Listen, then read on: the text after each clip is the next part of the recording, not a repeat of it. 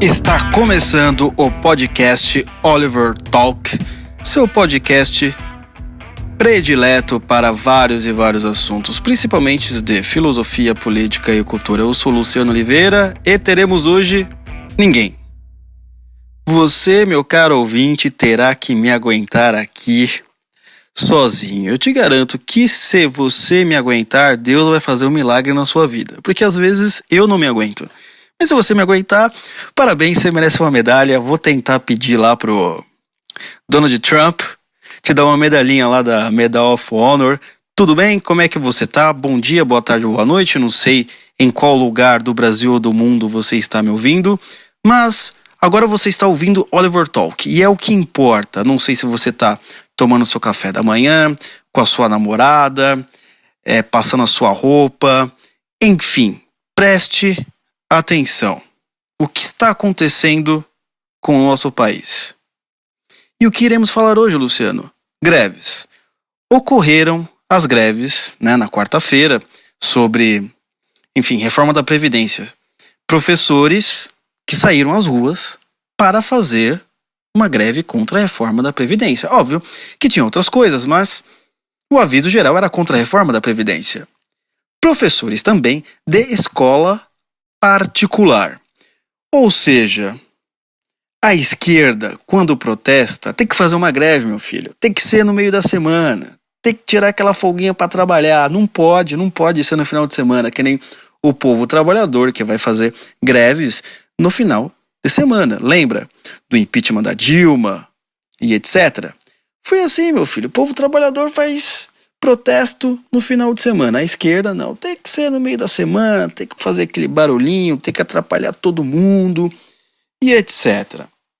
Então vamos pensar em uma coisa aqui. Eu não quero falar da greve em si. Eu quero falar para você, jovem, estudante ou adulto que tenha um jovem pernicioso aí na sua casa, como diz um amigo meu, se jovem fosse importante, Deus não teria criado Adão adulto. Tá, brincadeirinha, pessoal. Uma piadinha de leve. Correto para você, adulto, ou senhor de idade, ou senhora ou senhorita, que tem um jovem em casa. Você tem que explicar para ele assim, qual que é o maior ato de rebeldia de um jovem? É sentar e estudar. Os estudantes ditos revolucionários não estudam, não trabalham e não pensam, meus amigos. Essa é a verdade para você que está me ouvindo. Essa é a verdade. Hoje em dia o ato, vamos dizer, não gosto de usar muito a palavra revolucionária, mas o ato de pensar é sentar e estudar, não é ir para a rua. Por que você está falando isso, Luciano? Você veja bem, a gente sabe do problema da esquerdização em massa que ocorreu nas escolas. O estudante que se atreve a falar, não vou na greve. Não estou falando pro jovem que é de direita ou que não é de direita, estou falando pro jovem que tem consciência, que não conhece tudo sobre a vida. Olha, não conheço todas as partes, não sei tudo o que está acontecendo, então eu vou ficar aqui na minha biblioteca estudando, ou na minha casa, sei lá, em algum lugar. Sabe o que vai acontecer com você? Adivinha, você vai ser rechaçado. Eu conto em um podcast sobre a vocação uma experiência que eu tive semelhante mesmo. Os meus amigos ali, todos eram de esquerda, basicamente. Hoje nenhum deles, falam comigo, até porque eles acham que eu sou o mal na terra, enfim. Todos eles já queriam participar da luta política, pra ação revolucionária. E eu tinha aprendido com o professor Olavo de Carvalho, Sertilian, Aristóteles, e entre outras pessoas. Não por mérito meu, claro, eles me mostraram. É que é o seguinte, meu amigo, senta e estuda. Depois você vai pra luta. Você primeiro tem que aprender o que está acontecendo no mundo, como funciona o mundo. Você não pode tomar uma decisão sem saber pelo menos a maioria dos aspectos e o que está acontecendo. Eu resolvi, basicamente, ficar ali sentado. Eu falei, não, pessoal, obrigado, eu não vou porque eu não conheço muitas coisas. E o que aconteceu? Você é conservador, você é conservador. Tô imitando o Nando Moura, né? Tá ridículo. Enfim, você é conservador, você é direitinho. Eu não sabia qual era o meu espectro político. Não me importava com tanto isso, eu queria aprender as coisas. Mas, você veja bem, eles ficaram revoltadinhos, porque simplesmente eu não queria ir com eles para a greve, para protesto. E isso que vai acontecer com você se é que já não tenha acontecido. São essas coisas que acontecem quando você quer tomar aquela atitude de sentar e estudar. Sabe que isso é muito importante. Eu sempre falo algo para todo mundo, inclusive para você que está me ouvindo, é religioso e sabe. Jesus começou seu ministério com 30 anos. Por que você também não pode esperar um pouco? Espera mais um pouco, pô. Não precisa, calma, né? Se o mestre esperou até os 30, por que você não pode esperar um pouquinho? Ele se preparou até os 30, mudou o mundo. E eu digo mais, você pode ver, para quem conhece um pouco da história de Moisés, Moisés tinha o ajudante dele, a mão direita de Moisés, Josué. Josué também foi preparado ali, foi colocado ali junto com Moisés para aprender, para depois assumir o comando. Aprendeu tudo, então espera um pouquinho, certo? O próprio Moisés também assumiu a sua liderança já um pouco velho. Espera um pouquinho, estuda. Não seja massa de manobra, meu amigo. Não seja. Mas o meu professor que tem diploma disse. Você nasceu professor. Talvez você esteja indo e seu professor esteja lá. Sabe, sentadinho, etc, não fazendo nada. Talvez, né? Não dá pra saber também, né? Não seja. A sua decisão é, olha, eu sou um jovem, eu sou um estudante, e a minha função principal aqui é aprender como funciona o mundo. Então, o que eu devo fazer? Eu tenho que estudar lá o que o meu professor esquerdista fala tudo, e por fora eu tenho que fazer o quê? Estudar as coisas de direita, e entre outras coisas. Por quê? Para você ter uma visão de mundo, conseguir se aproximar o máximo da realidade. Não ficar somente naquela coisa quadrada, naquela coisa assim, guerra de classes, marxista e etc. E vamos adiante. Eu gosto muito do artigo do professor Olavo de Carvalho, que se chama O Imbecil Juvenil. Eu quero falar algumas coisas interessantes desse artigo. Olha, tem uma parte que ele fala assim: um mundo que confia seu futuro ao discernimento dos jovens é um mundo velho e cansado, que já não tem futuro algum. O que ele está querendo dizer aí, meu filho? Hoje em dia é tudo assim. Os idosos são desprezados e os jovens são elevados como o futuro da nação, como aqueles que vão mudar o país. Meu filho, o jovem não muda país. Desculpa por falar essa verdade na sua cara. Jovem não muda nenhum país. Pode mudar para o mal, no máximo. O jovem tem que começar mudando suas atitudes. E qual que é? Vou falar a coisa mais padrão possível. Cara, arruma sua cama. Certo? Não enche o saco dos seus pais. Como diz o professor Olavo, para quem é aluno do COF, você tem uma dívida eterna para com seus pais. Mas por quê? Luciano? Ué, porque ele te deu a vida. Não importa se, sei lá, seu pai enfim, teve o caso com a sua mãe, saiu e você nunca mais ouviu. Ele te deu a vida. Né? Você tem, pelo menos, ser grato a isso. Não estou falando que você precisa concordar com tudo que ele faz e com tudo que ele diz. Né? Talvez você tenha problemas na sua casa e tenha que sair por causa de casa, tenha que sair de casa por causa disso. Mas você tem que manter aquele respeito mesmo que seja à distância. Lembre-se, ele te deu a vida. Então, por exemplo, sei lá, olha aí, tá vendo? O que você pode fazer agora? Ó, tem essas roupas aqui pra passar. Tem o chão pra limpar, né? Tem a cama. Começa fazendo isso. Quem não sabe dobrar um lençol, alguma coisa assim, arrumar a cama, na hora que chegar pra ser presidente fica difícil. Fica difícil, não é verdade? Então, esse é um aspecto muito importante, né? O mundo está confiando demais nos jovens e os jovens só fazem besteira. Essa é a grande verdade, porque o jovem não tem experiência. Eu também sou um pouco jovem, tenho tem 32 anos, muitos aqui que podem estar ouvindo, você pode ser mais velho, né? Pode ser mais novo. Então, assim, a gente tem que tomar cuidado. Até como eu vou falar, né? Eu não posso parecer presunçoso, né? Eu não tô naquela idade que eu posso falar qualquer coisa, né? Tem pessoas que estão acima de mim, né? Então, tem que tratar com respeito. Então, vamos lá. Tem uma outra parte do artigo muito importante que ele fala assim: eis o motivo pelo qual a juventude, desde que a covardia dos adultos lhe deu autoridade para mandar e desmandar, esteve sempre na vanguarda de todos os erros e perversidades do século. Presta atenção agora. Nazismo, fascismo, comunismo, seitas pseudo-religiosas, consumo de drogas. O jovem sempre esteve na vanguarda dessas coisas. Então, desculpa. Eu falei que o jovem não poderia mudar o mundo. Muda pra essas merdas. Nazismo, fascismo, era sempre o jovem que tava lá. Se achando, não, vamos mudar o mundo, vamos tirar o judeu daqui. Lá no fascismo, não, vamos mudar o mundo, sindicatos, isso aqui, ó, tá vendo um monte de merda, um monte de porcaria que tem hoje. Era porque era você, jovem, que queria mudar o mundo e colocou uma bomba relógio aqui, ó, bem no meu bolso. Bem no meu bolso, bem no seu bolso. Certo? Mas por quê? Aquela ânsia, não. Nós temos que libertar o mundo. Nós temos que transformar o mundo. Lembre-se, Jesus, para quem é cristão, não veio salvar os homens do pecado. Ele não esperou até os 30 anos. Por que você não pode esperar? Por que você quer ir para um protesto com 15 anos de idade se você nem sabe como funciona pagar um boleto? Meu amigo, calma. Não se precipite. Você tá errado. Você tá errado. Você tá errando rude. Presta atenção.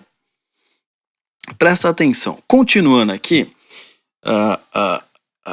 o texto, o artigo, tem uma parte interessantíssima que ele fala. O jovem, é verdade, rebela-se muitas vezes contra pais e professores, mas é porque sabe que no fundo estão do seu lado e jamais revidarão suas agressões com força total. Ou seja, você que é jovem, presta atenção. Você aceita tudo que os seus amigos falam. Ou melhor, tudo que seu amigo fala. Até inclusive coisas imorais. E quando você briga com seus pais, é por quê? Porque você sabe que seus pais irão te aceitar de volta. Você é um safado. Essa é a grande verdade. Não sei se alguém já falou isso pra você, mas eu estou falando como amigo. É como amigo. Porque talvez ninguém tenha te dado esse conselho, né? Porque tem uns pais aí também que nem se importa mais com o filho, etc. Mas aqui eu tô dando de graça, não tô cobrando, certo? Eu não sou o Ítalo Marcílio, ou Marci, enfim. O cara é bom, tô muito longe dele, mas eu sei umas coisinhas também. Sei umas coisinhas. E dessa coisinha olha, você briga com eles, por quê? Porque você sabe que você vai voltar pra casa. Você sabe que eles amanhã irão te dar a mesadinha. Mas com seus amigos, os seus amigos não te perdoam. Os seus amigos, se você não tiver a mesma ideologia deles, você não anda mais.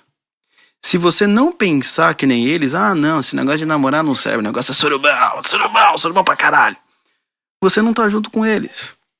Se você não ir para protestos junto com eles, você tá excluído. Essa é a grande verdade. Aí você vai, por quê? Porque você é um idiota. E ainda você fala assim, não, eu tenho opinião própria. Você não tem opinião própria, meu filho. Ninguém tem opinião própria. Presta atenção, isso é muito importante. É isso que nós temos que aprender. Toda opinião que nós temos sempre é de alguém. Ou é o conjunto de várias opiniões que nós condensamos para nossas vidas. Então é muito difícil você ter opinião própria, porque você teria que ter um insight espiritual, um insight do Espírito Santo do zero, talvez. Acho que seria a única maneira para isso acontecer. Mas no geral, as suas opiniões são um conjunto de outras opiniões, que você olha daquela processada lógica e percebe que, não, essa é a melhor opinião para minha vida. Essa também não é a melhor opinião. Certo? Então, tá vendo? Por aí você não tem opinião própria. Você não tem que ter opinião própria. Você tem que saber qual opinião é verdadeira. Isso basta. O resto esquece. Falar que tem opinião própria é pra tentar pegar menininho imbecil.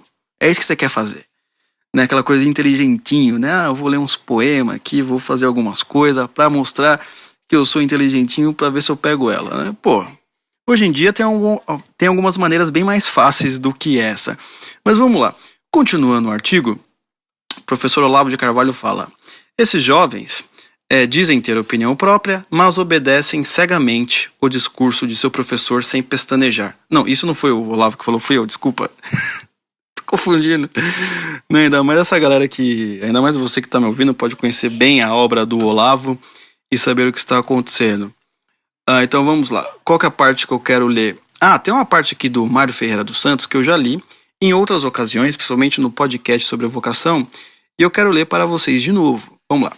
Na história, a juventude sempre é o que decorre da sua própria natureza, apresentando aspectos positivos e negativos.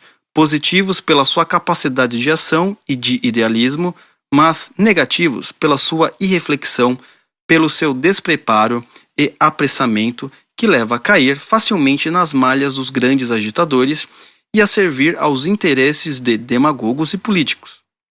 Em todas as épocas da humanidade, uma parte da juventude mais ativa tendeu a lutar a favor das más causas, facilitando-as. Certo? Então, o que ele está explicando aqui? Condensando tudo que eu já expliquei. Ou seja, o jovem tem um bom aspecto? Tem. É o idealismo, aquela coisa, né? Pega a primeira namoradinha, né? Eu irei casar com você, você é a mulher da minha vida. Passa 3 meses depois desiste. Né? Ou sei lá, a mulher trai ele fica 2 anos triste, quer cortar os pulsos, enfim, né? Uma coisa desgraçada. Não sei se todo jovem é assim, né? Eu também não sou muito assim, sei lá, tô querendo... Mas enfim, esse aspecto idealismo, de querer um mundo melhor, né? De você querer já participar das massas, do jogo político, de querer chegar no Congresso, ser o presidente. Eu sei o que eu tô fazendo. Se eu fosse o Bolsonaro ou o Lula, eu saberia, colocaria a ordem na casa. Calma, meu filho, tem geopolítica para você aprender. Tem política, né? Tem literatura, né? Tem várias coisas, né? Você ainda confunde globalismo com globalização. Então, pera lá. Certo? Legal. Sabe o que você faz com essa força idealista que você tem? Joga pro estudo. Joga pra tentar aprender o que é a realidade. Apreender a realidade. Joga pra isso. Joga pra tentar enxergar aquilo que ninguém enxerga. Tentar ver a realidade nua. Sem as lentes que nós usamos. Seja do marxismo, seja, sei lá, do idealismo. Qualquer lente. Tente olhar a realidade, aquilo como ela é. Usa essa força, essa energia. Certo? Porque senão você vai canalizar essa energia para quê? Para isso que o Mário Ferreira vai falar aqui para nós. Foram jovens que destruíram o Instituto Pitagórico, condenaram Sócrates, perseguiram Anaximandro, Aristóteles, assassinaram Hipátia de Alexandria e perseguiram Santo Alberto, Santo Tomás de Aquino, São Boaventura, quando mestres na Universidade de Paris, que uivavam pelas ruas pedindo a cabeça de Dante, de Savonarola, de Giordano Bruno, que acusavam Pasteur de charlatão e atiravam pedras em Einstein. Esses jovens são ativos, eficientes na sua parte destrutiva, mas há também uma juventude construtiva. Então, o que está acontecendo agora com os jovens de hoje? Certo? É aquele cara que ele não quer estudar. Quando quer estudar, tem que ser tudo aquilo que o seu professor passa, porque o professor dele dá certo, e tudo que não for do seu professor, ele exclui. É um idiota útil. Então, por exemplo, eu tô te falando, na universidade, tava lá. Meus amigos Foucault, Marx, os caras liam tudo, eu também lia. Vamos ler o Olavo de Carvalho? Não posso ler, porque é uma merda, é porcaria, etc. Pô, mas a gente não é estudante de filosofia? Não é pra questionar tudo? Não é pra aprender a realidade? Não, os caras não queriam. Os caras não queriam. Estudantes de filosofia são assim, gente. São assim. Nem eles, que deveriam ser os questionadores, os pensadores, querem descobrir a verdade. Até porque talvez para eles a verdade não existe.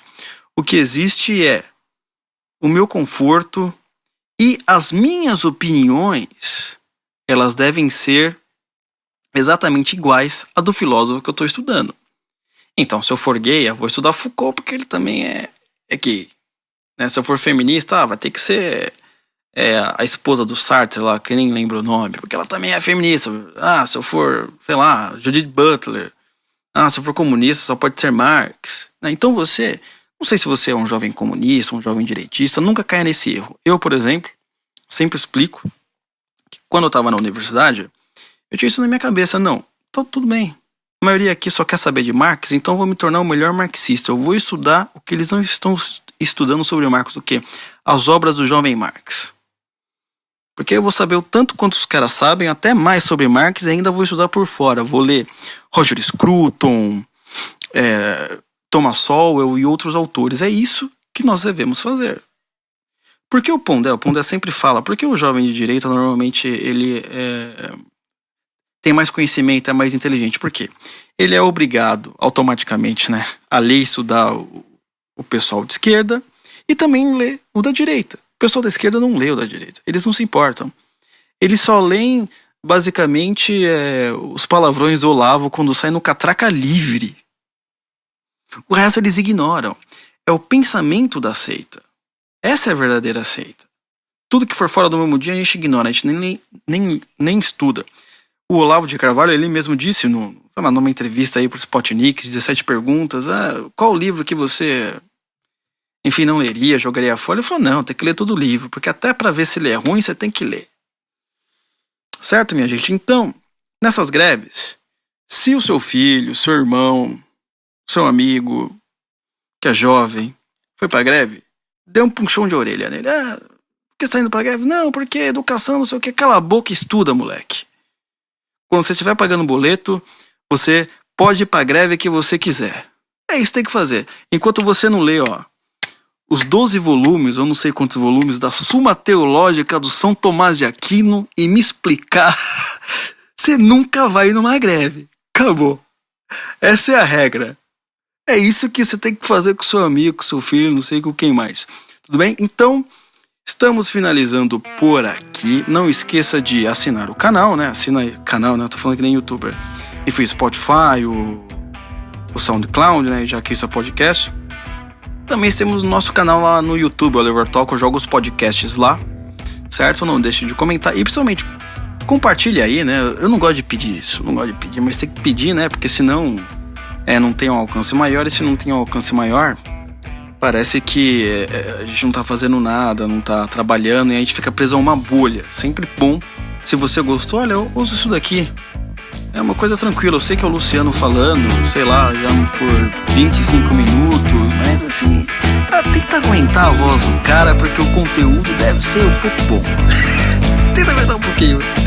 Ok, então, meus amigos não, meu amigo, minha amiga, até a próxima.